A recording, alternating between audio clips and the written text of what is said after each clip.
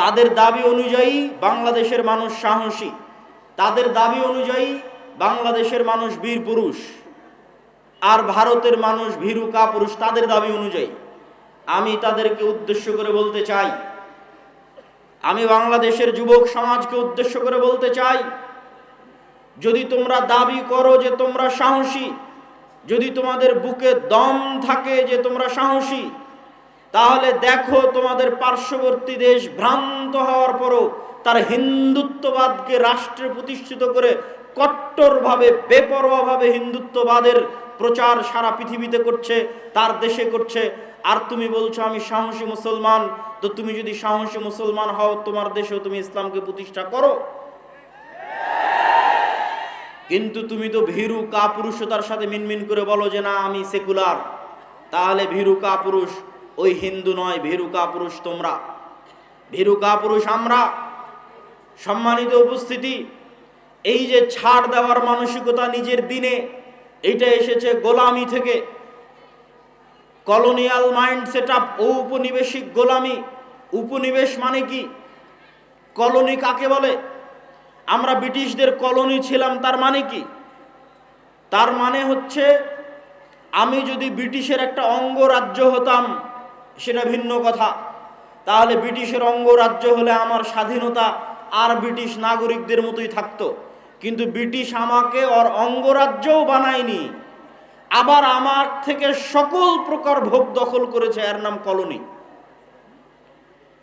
তো এই কলোনি যে আপনি তাকে রাষ্ট্রের স্বীকৃতি দিবেন না, যেমন ধরেন যদি ভারতের কথা বলি, তাহলে বাংলাদেশকে ভারত তার অঙ্গরাজ্যও করেনি, অঙ্গরাজ্য করলে তো অন্তত আর 10টা অঙ্গরাজ্যের মতো বাংলাদেশের মানুষ স্বাধীনতা পেত, অঙ্গরাজ্যও করেনি, আবার কলোনি উপনিবেশ হিসেবে সকল প্রকার সুযোগ সুবিধা আদায় করে নিয়েছে, এর নাম কলোনি উপনিবেশ।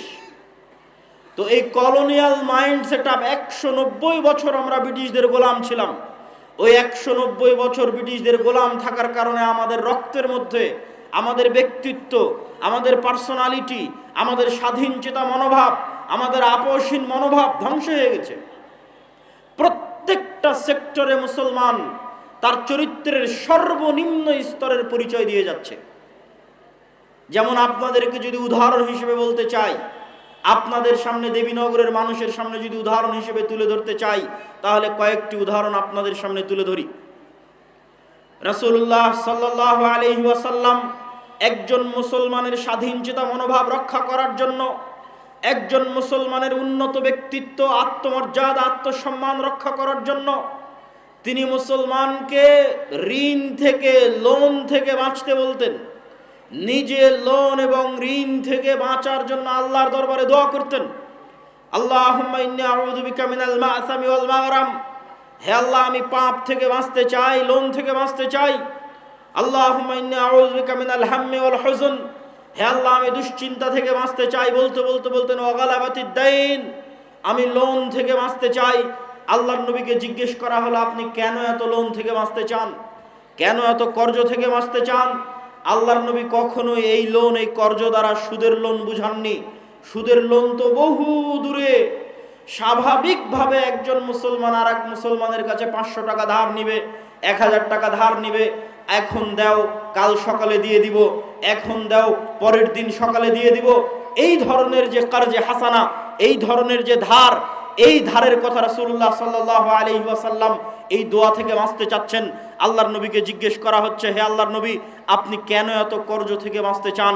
রাসূলুল্লাহ সাল্লাল্লাহু আলাইহি ওয়াসাল্লাম উত্তরে বলছেন যে মানুষ যখন কর্জ নেওয়া শুরু করে, মানুষ যখন ধার নেওয়া শুরু করে, হাদ্দাসা ফাকাদাবা, ইজাস্তাদানা রাজুল হাদ্দাসা ফাকাদাবা, যখনই মানুষ কর্জ নেওয়া শুরু করে তখনই মিথ্যা বলা শুরু করে।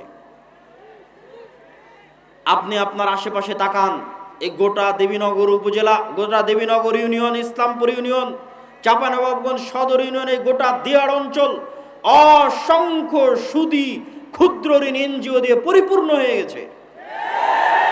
একটা বাড়ি, একটা ব্যক্তি, একটা মা এবং বোন খুঁজে পাওয়া কঠিন যে কিস্তির লোনের সাথে সম্পৃক্ত নয়।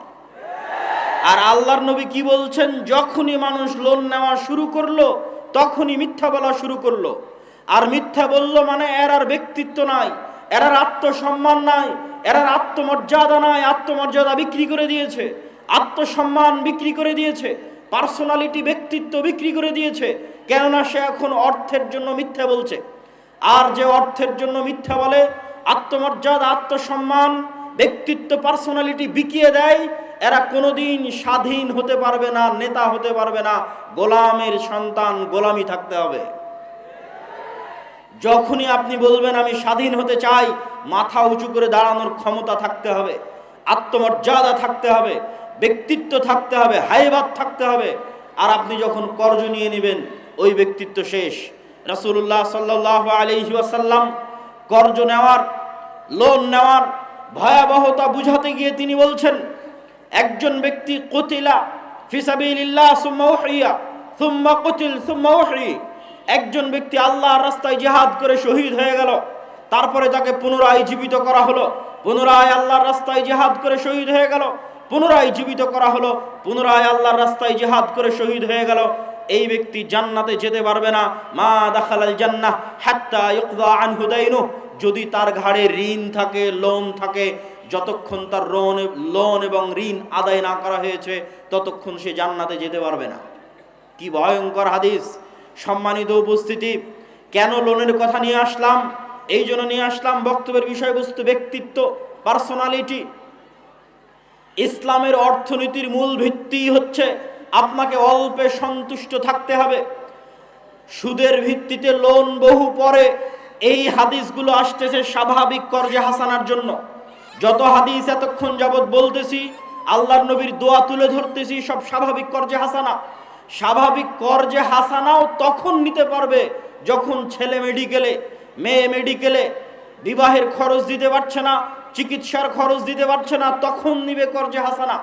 স্বাভাবিক অবস্থায় বিলাসী পণ্য ক্রয়ের জন্য, মাটির বাড়িকে পাকা বাড়ি তৈরি করার জন্য, টিনের বাড়িকে পাকা বাড়ি তৈরি করার জন্য, মোটর সাইকেল কেনার জন্য, এসি ফ্রিজ কেনার জন্য উম্মতে মুহাম্মাদি লোন নিতে পারে।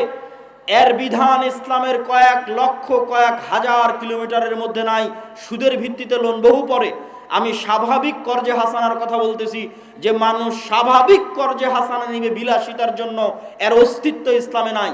আমি আপনাকে গিয়ে বলবো, ভাই আমাকে 1000 টাকা দেন, আমি একটা ফোন কিনতে চাচ্ছি, এই ফোন একটা বিলাসী পণ্য, আমি 1000 টাকা সুদের ভিত্তিতে নিচ্ছি না, এখন নিচ্ছে, 1 সপ্তাহ পরে দিয়ে দিব, 1 মাস পরে দিয়ে দিব। এমন সুদবিহীন কর্জে হাসানা মানুষ বিলাসিতার জন্য নিবে, এর অস্তিত্ব ইসলামে নাই। সুদ ভিত্তিক নেওয়া বহু পরে, সুদবিহীন কর্জে হাসানা মানুষ বিলাসিতার জন্য নিবে, এক সন্ধ্যে ভালো খাওয়ার জন্য নিবে, এক সন্ধ্যে ভালো থাকার জন্য নিবে, আর অস্তিত্ব ইসলামে নাই। কেন? নেওয়া মাত্রই মিথ্যা বলা শুরু করবে, আর যখনই মিথ্যা বলা শুরু করবে তখন ও গোলাম হয়ে গেছে, আত্মমর্যাদা গেছে, ব্যক্তিত্ব গেছে, আত্মসম্মান গেছে। কেমন গেছে আপনি নিজেকে হাদিসের সাথে মেপে দেখেন। আজকের যুগের মুসলমানেরা এত বেশি পরিমাণে মিথ্যার সাথে যুক্ত, এত বেশি পরিমাণে অন্যায় পরায়ণতার সাথে যুক্ত, এত বেশি পরিমাণে দুর্নীতির সাথে যুক্ত, যে আজকের যুগের মুসলমানদের চরিত্র যদি আপনি তুলনা করেন, তাহলে মক্কার কাফের মুশরিক কুরাইশদের চরিত্র আজকের যুগের মুসলমানদের চেয়ে ভালো ছিল। আমি দলিলবিহীন বলছি না, দলিল আছে। আবু সুফিয়ান রাদিয়াল্লাহু তাআলা আনহু, তিনি যখন কাফের মুশরিক, বদরের যুদ্ধ, উহুদের যুদ্ধ, খন্দকের যুদ্ধ, তিনটা যুদ্ধ আল্লাহর নবীর বিরুদ্ধে লড়াই করেছেন। খন্দকের যুদ্ধে 1 মাস যাবত 10,000 সেনাবাহিনী নিয়ে আল্লাহর নবীর মদিনাকে ধ্বংস করে দেওয়ার জন্য ঘেরাও করে রেখেছিলেন। ওই আবু সুফিয়ান যখন হুদাইবিয়ার সন্ধিকালীন সময়ে সিরিয়ার সফর করছেন, জেরুজালেমের সফর করছেন, ব্যবসায়িক সফর, তখন আল্লাহর নবী চিঠি লিখেছেন বাদশাহ হিরাক্লিয়াসের কাছে, দিনের দাওয়াত দিয়ে, ইসলামের দাওয়াত দিয়ে। বাদশাহ হিরাক্লিয়াস চিঠি দেখে বলছে, চিঠি লিখেছে আরবি, দেখো জেরুজালেমে এখন কোনো অ্যারাবিয়ান আরবি কেউ আছে কিনা। খুঁজে পাওয়া গেল আবু সুফিয়ানকে, নিয়ে আসা হলো আবু সুফিয়ানকে। কোনো লাইভ ক্যামেরা নাই, কোনো রেকর্ডার নাই, কোনো যান্ত্রিক এরকম কিছু বস্তু নাই যে আবু সুফিয়ানের এই কথাকে ধরে রাখবে যে আবু সুফিয়ান সত্য বলছে না মিথ্যা বলছে। ওই অবস্থায়, কাফের অবস্থায়, মুশরিক অবস্থায়, নিজের চিরন্তন শত্রুর বিষয়ে আবু সুফিয়ান রাদিয়াল্লাহু তাআলা আনহু একটাও মিথ্যা কথা বলেননি। আর আজকে আপনি বাংলাদেশের এক রাজনৈতিক দলের নেতাকে জিজ্ঞেস করেন, আর এক রাজনৈতিক দলের নেতা সম্পর্কে বলার জন্য সব কথা মিথ্যা বলবে। কেননা এই গণতান্ত্রিক রাজনীতি টিকেই আছে মিথ্যার উপর।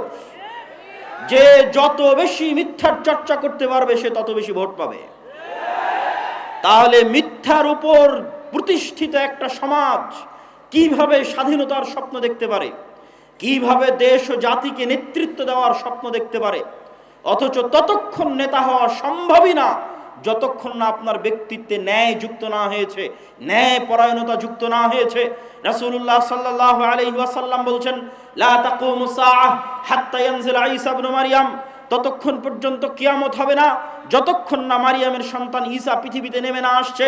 মারিয়ামের সন্তান ঈসা পৃথিবীতে নেমে এসে ইয়াকসিরুস সালিব, ক্রুশকে ভেঙে দিবে, ওয়াক্তুলুল খিনজির, শুকুরকে হত্যা করবে, হারাম ঘোষণা করবে, আর সমগ্র পৃথিবীতে হাকামান মুকসিতা, ন্যায় বিচার প্রতিষ্ঠা করবে।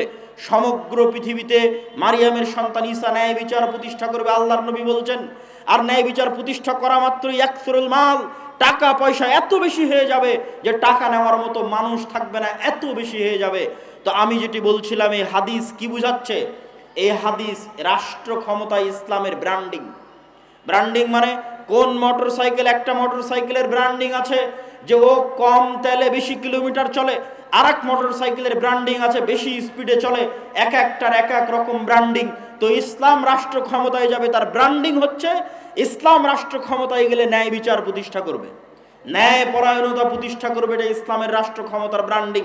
শুধু তাই নয়, রাসূলুল্লাহ সাল্লাল্লাহু আলাইহি ওয়াসাল্লাম আর এক হাদিসে বলছেন, 7 শ্রেণীর মানুষকে কিয়ামতের মাঠে বিশেষ ছায়া দেওয়া হবে, যার 1 নাম্বার সব ইবাদতকে ছাপিয়ে যে 1 নাম্বার স্থান করে নিয়েছে।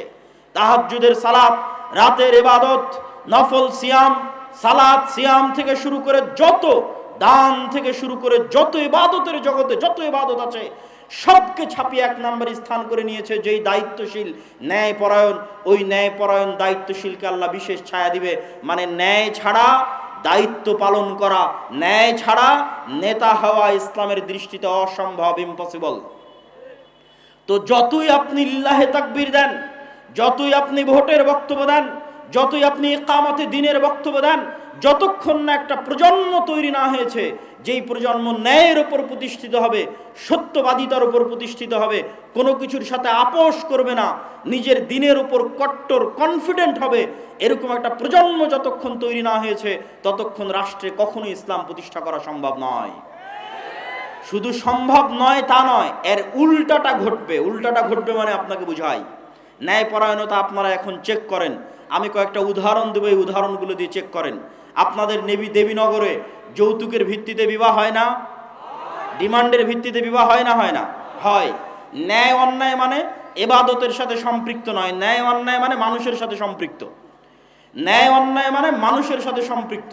তো একটা মেয়ের যখন যৌতুকের ভিত্তিতে বিবাহ হচ্ছে তখন এটি ন্যায় না অন্যায়? অন্যায়। তো যেই মুসলমান কাজী, হাজি, নামাজি, আল্লাহওয়ালা, দানবীর এই যৌতুকের বিবাহের সাথে সম্পৃক্ত, যেই যুবক এই যৌতুকের বিবাহের সাথে সম্পৃক্ত, এরকম অন্যায় পরায়ণ ব্যক্তিদেরকে যদি আপনি ক্ষমতায় বসান, এরা যদি ভোট দিয়ে লিল্লাহে তাকবীর বলে ইসলামের নাম বলে ক্ষমতায় চলে যায়, তো গত 16 বছর যা দুর্নীতি হয়েছে এর চেয়ে বেশি দুর্নীতি করবে। কেন? রক্তের মধ্যে মিশে আছে অন্যায় পরায়ণতা। ও আর একজন পিতার কন্যার সাথে এবং ওই পিতার সাথে অন্যায় পরায়ণতা করেছে, ওকে রাষ্ট্রের দায়িত্ব দিলে এর চেয়ে বড় দুর্নীতিবাজ হবে। শুধু তাই নয়, পিতার সম্পত্তি বন্টনের ক্ষেত্রে দেখবেন যে আপনি ন্যায় পরায়ণ কিনা মাপেন নিজেকে।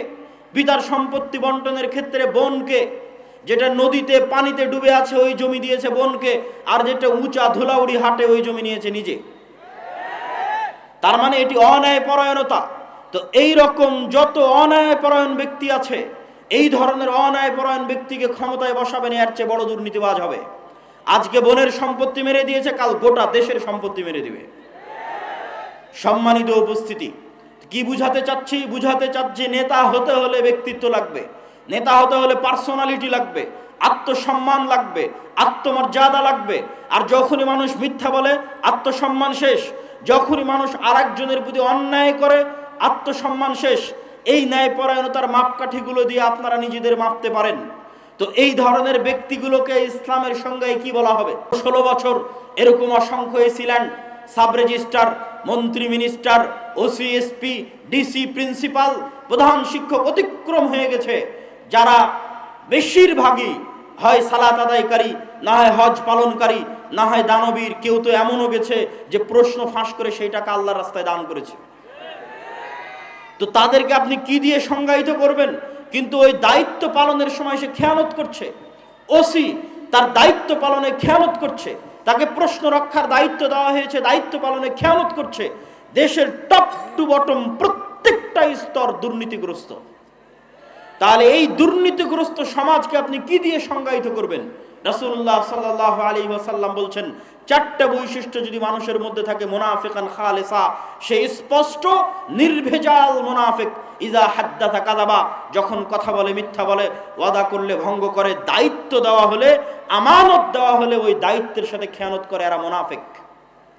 এবার আপনি নিজের দিকে তাকান, আশেপাশে তাকান, কয়টা মুসলমানকে আপনি মুনাফিকের খাতা থেকে বাদ দিবেন? কয়জন নামাজি দানবীরকে আপনি মুনাফিকের খাতা থেকে বাদ দিবেন? কিন্তু আপনার প্রশ্ন জাগতে পারে, কেন তাহলে তারা সালাত আদায় করে, কেন সিয়াম পালন করে, কেন তাহাজ্জুদের সালাত আদায় করে, কেন হজ করতে যায়, কেন প্রধান অতিথি হয়ে দান করে? মূলত তারা মুনাফিক। মানুষের সাথে অন্যায় করেছে, মিথ্যা বলেছে, মুনাফিক। নিজের স্ত্রীর প্রতি অন্যায় করেছে, মুনাফিক। নিজের সন্তানের প্রতি অন্যায় করেছে, এক সন্তানকে বঞ্চিত করে আর এক সন্তানকে সব সম্পত্তি লিখে দিয়েছে, মুনাফিক। নিজের বোনের প্রতি অন্যায় করেছে, জমি বন্টনে ন্যায় করেনি, মুনাফিক। বিবাহ করার সময় যৌতুক নিয়েছে, মুনাফিক, কারণ অন্যায় করেছে মানুষের সাথে। এরকম জীবনের প্রত্যেকটা সেক্টরে ন্যায়পরায়ণতা খুবই ভয়াবহ, খুবই গুরুত্বপূর্ণ। এমনকি সন্তান সন্ততিদেরকে চুমু দিতে গিয়েও ন্যায় প্রতিষ্ঠা করার কথা আল্লাহ বলেছেন। বিবাহ করতে গিয়েও আল্লাহ বলেছেন, যদি একের অধিক বিবাহ করতে চাও, আগে নিশ্চিত করো ন্যায় প্রতিষ্ঠা করতে পারবা কিনা। ন্যায়পরায়ণতা প্রতিষ্ঠা করা খুবই গুরুত্বপূর্ণ এবং খুবই কঠিন, খুবই ভয়াবহ বিষয়। এরকম যতজন নিজ নিজ জীবনের সেক্টরে ন্যায় প্রতিষ্ঠা করতে পারেনি, দায়িত্বের আমানতের খেয়ানত করেছে, মিথ্যা বলেছে, তাদেরকে আল্লাহ নবী এক বাক্যে বলে দিলেন, এরা হচ্ছে মুনাফিক। এই সমস্ত মুনাফিকেরা তাদের মুনাফিকি ঢাকার জন্য নামাজ পড়ে। এই সমস্ত মুনাফিকেরা তাদের মুনাফিকি ঢাকার জন্য কোটি কোটি টাকা দান করে দানবীর শাস্তি চায়। এই ধরনের মুনাফিকেরা তাদের মুনাফিকি ঢাকার জন্য হজ করতে যেতে চায় যে আমি আজি, কিন্তু মুনাফিক তার বোনকে তার সম্পত্তিতে ন্যায়ের সাথে ভাগ দেয়নি, মুনাফিক। এই ধরনের মুনাফিক সম্প্রদায় দিয়ে কখনোই মুসলিম জাতির মুক্তি হবে না, হবে না, হবে না। কেমন সম্প্রদায় লাগবে? মুহাম্মদ সাল্লাল্লাহু আলাইহি ওয়াসাল্লামের মতো সত্যবাদী ন্যায়পরায়ণ। জন্মই হয়েছে সত্যবাদিতার উপর, ন্যায়পরায়ণতার উপর। ওমর ইবনুল খাত্তাবের মতো আপোষহীন, কোনো কিছুতে ছাড় দেওয়ার মানসিকতা নাই দিনের বিষয়ে। এরকম সত্যবাদিতা, ন্যায়পরায়ণতার উপর যখন হৃদয় ফ্রেশ, তখন এবার সালাত আদায় করছে। কারো নামে গীবত করে না, কারো নামে অপবাদ দেয় না, কারো পিছে পড়ে না, লোন এবং কর্জের ধার ধারে না। যেখানে গেলে মাথা নত হতে পারে, যেখানে গেলে মিথ্যা বলা লাগতে পারে, তার ধার ধারে না। এরকম সত্যবাদী, আমানতদার, ন্যায়পরায়ণ একদল প্রজন্ম যদি দাঁড়িয়ে যায়, তো ওই প্রজন্ম যখন সালাত আদায় করবে, সিয়াম পালন করবে, হজ করবে, দান করবে, ওমরা করবে, ওই প্রজন্মের হাত দিয়ে ইসলামের বিজয় হবে ইনশাআল্লাহ।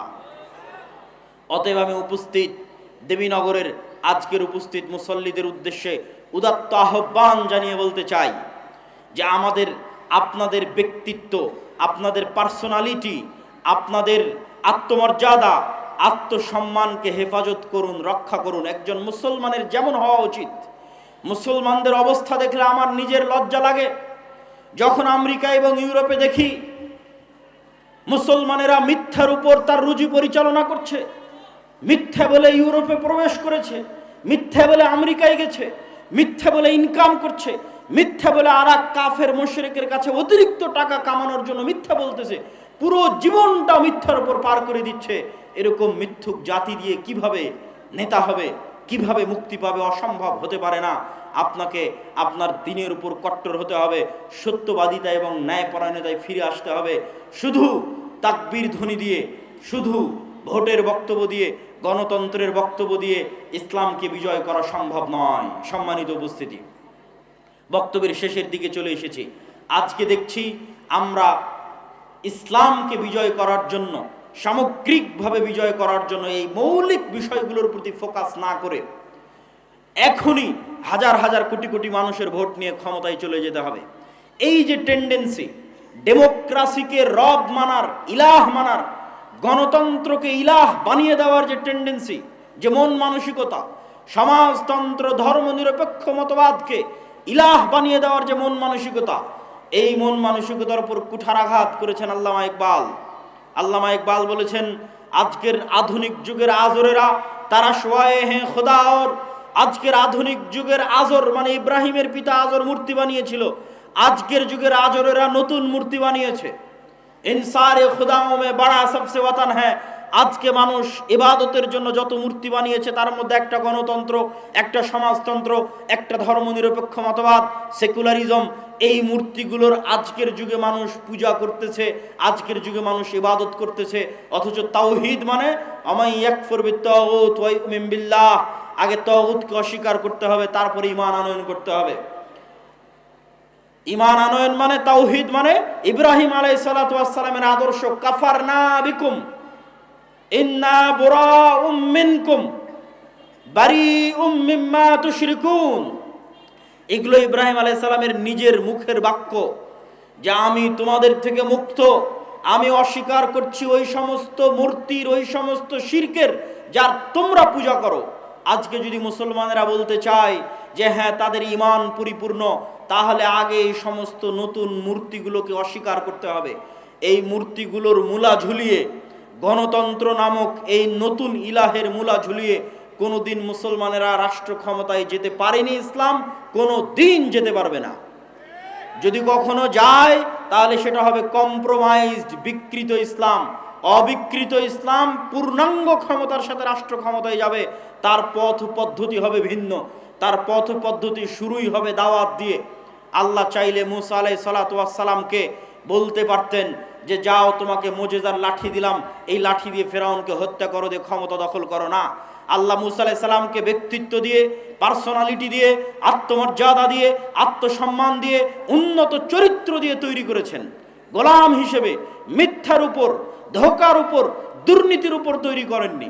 যখন বানু ইসরাইল গোলাম, যখন বানু ইসরাইল জীবন যাপন করছে মিথ্যার উপর, গোলামির উপর, তখন আল্লাহ মুসা আলাইহিস সালামকে ওই গোলামি থেকে মুক্তি দিয়ে ফেরাউনের বাড়িতে পূর্ণ আত্মমর্যাদার সাথে, আত্মসম্মানের সাথে মানুষ করেছেন, যেন মুসা আলাইহিস সালামের আত্মমর্যাদা, আত্মসম্মান, ব্যক্তিত্ব কোনো কমতি না থাকে।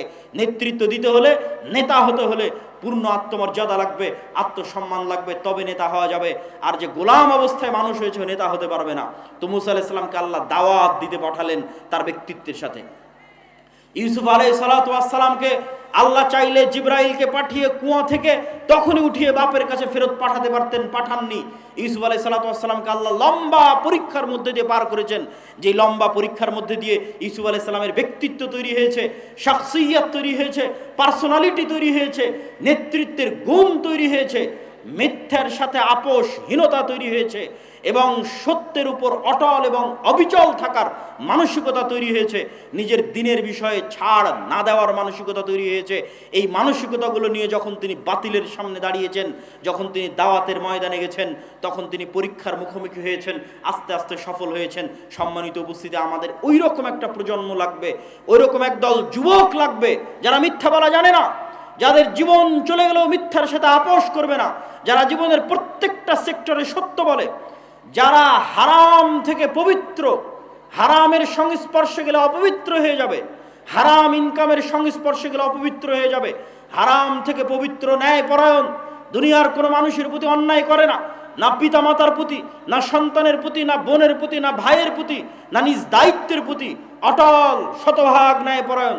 এমত অবস্থায় যদি ও তাওহীদপন্থী হয়, নিজের দিনের উপর ওই ইহুদিদের মতো, ইহুদিরা যেমন ভ্রান্তির উপর অটল, আজকের ভারতের হিন্দুরা যেমন তার ভ্রান্তির উপর অটল, কট্টর, এইরকম একদল মুসলমান দাঁড়িয়ে যদি বলতে পারে হ্যাঁ আমরা আমাদের নবীর দ্বীনে ইসলামের উপর অটল, মুহাম্মদ সাল্লাল্লাহু আলাইহি ওয়াসাল্লামের প্রত্যেকটা আদর্শের উপর, মুহাম্মদ সাল্লাল্লাহু আলাইহি ওয়াসাল্লামের প্রত্যেকটা কথার উপর ইট পাথরের মতো অটল, এইরকম অটল মানসিকতা নিয়ে একদল যুবক যদি দাওয়াতি কাজ শুরু করে, ক্ষমতার কেন্দ্রবিন্দুতে আঘাত করে, পূর্ণ ব্যক্তিত্বের সাথে, পূর্ণ পার্সোনালিটির সাথে তারা পরীক্ষার মুখোমুখি হবে, কিন্তু তাদের হাত দিয়ে ইসলামের বিজয় পতাকা উঠবে ইনশাআল্লাহ। আমি আপনাদের কাছে আজকের দেবীনগরের এই মাটিতে এই ধরনের একদল যুবকের প্রত্যাশা করি যে এই আলোচনাগুলো শুনে, এই বক্তব্যগুলো শুনে অন্তত আপনাদের এই চারিত্রিক দিকটা সংশোধন হোক, অন্তত ন্যায়পরায়ণ হওয়ার চেষ্টা করেন, সত্যবাদী হওয়ার চেষ্টা করেন, নিজের দিনের উপর অটল থাকেন। লোন, ধার, কর্জ যেগুলো মানুষের মাথাকে নত করে দিবে, যেগুলো মানুষকে মিথ্যার দিকে নিয়ে যাবে, পুরো পরিবার মিথ্যার উপর গড়ে উঠবে, গোলাম হবে, কোনোদিন স্বাধীন হতে পারবে না, নেতা হতে পারবে না, এই ধরনের ন্যাক্কারজনক ঘৃণিত কার্যকলাপ থেকে মুক্ত থেকে পান্তা ভাত খাবেন, মাটির ঘরে থাকবেন, কিন্তু মাথা উঁচু করে থাকবেন, পূর্ণ ঈমানের সাথে থাকবেন, আত্মমর্যাদার সাথে থাকবেন, আত্মসম্মানের সাথে থাকবেন। এরকম একটা পরিবার থেকে, এরকম একদল যুবক থেকে ইসলামের বিজয় হবে ইনশাআল্লাহ। সম্মানিত উপস্থিতি, আমি বক্তব্যের শেষের দিকে চলে এসেছি। আর দাওয়া ইলাল্লাহর এই যে আয়োজন, এই যে কার্যক্রম, আর দাওয়া ইলাল্লাহ কি? আর দাওয়া ইলাল্লাহর ব্র্যান্ডিং হচ্ছে মসজিদ ভিত্তিক মক্তব। আপনাদের অত্র চাঁপাইনবাবগঞ্জ অঞ্চলেরও বহু মক্তবের শিক্ষককে আমরা প্রশিক্ষণ দিয়েছি। সারা বাংলাদেশের 500-র অধিক মক্তবের শিক্ষককে আমরা প্রশিক্ষণ দিয়েছি। আমাদের যাতায়াত খরচ, আমাদের থাকা খাওয়া, আর দাওয়া ইলাল্লাহ জামিয়া সালাফিয়ার দাওয়া থাকা খাওয়া যাতায়াত খরচের উপর ভিত্তি করে এই প্রশিক্ষণগুলো হয়েছে। এই কার্যক্রমকে আরও বেগবান করতে হবে, আরও সর্বত্র ছড়িয়ে দিতে হবে। আল জামিয়া সালাফিয়ার কথা ভোলা যাবে না। আল জামিয়া সালাফিয়া বাংলাদেশের এমন এক ব্যতিক্রমধর্মী প্রতিষ্ঠান। শুধু একটা পরিসংখ্যান বলি বা দুটো পরিসংখ্যান বলি, গত এক বছরে বাংলাদেশের ইতিহাসে রেকর্ড, গত এক বছরে সৌদি আরবের মদিনা ইসলামী বিশ্ববিদ্যালয় সহ অন্যান্য বিশ্ববিদ্যালয় থেকে 10-এর অধিক শিক্ষক জামিয়া সালাফিয়াতে দার্স দিয়েছে, যা বাংলাদেশের ইতিহাসে রেকর্ড। কেউ 4 মাস, কেউ 1 মাস। এখনও একজন শিক্ষক আল জামিয়া সালাফিয়া রূপগঞ্জ নারায়ণগঞ্জে মদিনা ইসলামী বিশ্ববিদ্যালয়ের একজন শিক্ষক এখনও দার্স দিচ্ছেন। 2, এটি বাংলাদেশের একমাত্র প্রতিষ্ঠান যেটি কওমি প্রতিষ্ঠান হওয়ার পরও থাকা খাওয়া খরচ যেখানে মাত্র 3,000 থেকে 3,500 আর 10টা কওমি মাদ্রাসার মতো, এরকম একটি কওমি মাদ্রাসা হওয়ার পরও বিদেশি শিক্ষক, ভারত, পাকিস্তান থেকে শুরু করে অন্যান্য দেশের 5-এর অধিক বিদেশি শিক্ষক, যাদের বেতন 80,000 টাকারও বেশি, এরকম বিদেশি শিক্ষক এই প্রতিষ্ঠানে থাকে। এই প্রতিষ্ঠানের লক্ষ্য এবং উদ্দেশ্য হচ্ছে দেশে উন্নত শিক্ষা দেওয়া। আমরা যেমন মসজিদ ভিত্তিক মক্তব নিয়ে কাজ করছি, ঠিক তেমনি আল জামিয়া সালাফের অধিভুক্ত হতে পারবে এরকম যে শিক্ষা প্রতিষ্ঠানগুলো আছে। আমি জানি এই দেবীনগর আলেম ওলামার ভূমি, এই দেবীনগর মসজিদ মাদ্রাসার ভূমি।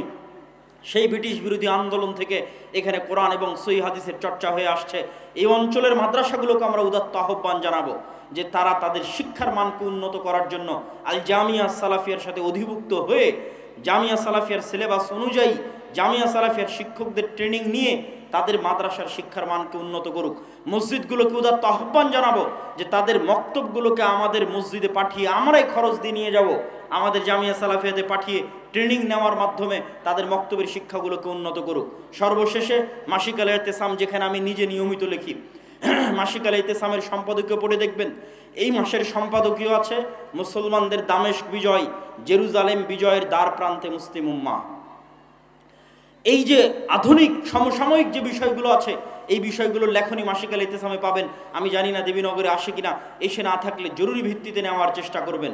সর্বোপরি আমি স্বেচ্ছাসেবকদের উদাত্ত আহ্বান জানাবো যে আপনারা যারা সংগ্রহ করতে চান সহযোগিতা, তারা আপনারা ভেতরে ঢুকে পড়েন। আর সহযোগিতার জন্য আমি এতটুকু বলবো যে পৃথিবীর সবচেয়ে শক্তিশালী ইবাদত হচ্ছে দান। সবচেয়ে শক্তিশালী কি জন্য? যখন কোনো ইবাদত কাজ করবে না, কিয়ামতের মাঠে যখন হিসাব হবে, যখন কোনো কারেন্সি কাজ করবে না, কোনো টাকা পয়সা কোনো কিছু কাজ করবে না, অথচ আপনি কারো গীবত করেছেন, কারো নামে অপবাদ দিয়েছেন, কারো নিন্দা করেছেন, কারো ধন সম্পদ মেরে খেয়েছেন, সব পাওনাদার আসতে থাকবে। ওই পাওনাদারকে পরিশোধ করা হবে আপনার দানের টাকা থেকে, যেই টাকা আপনি পূর্বে জমা করে রেখেছেন। আর এই দানের টাকাকে আল্লাহ সুবহানাহু ওয়া তাআলা বলেছেন মিম্মা রাযাকনাহুম ইউনফিকুন। আল্লাহ এটা আপনার টাকা, এটা কখনো স্বীকার করেনি। আল্লাহ বলেছেন এই টাকা তার দেওয়া, আমি তোমাদেরকে যে রিজিক দিয়েছি সেই রিজিক থেকে তোমরা আল্লাহর রাস্তায় দান করো।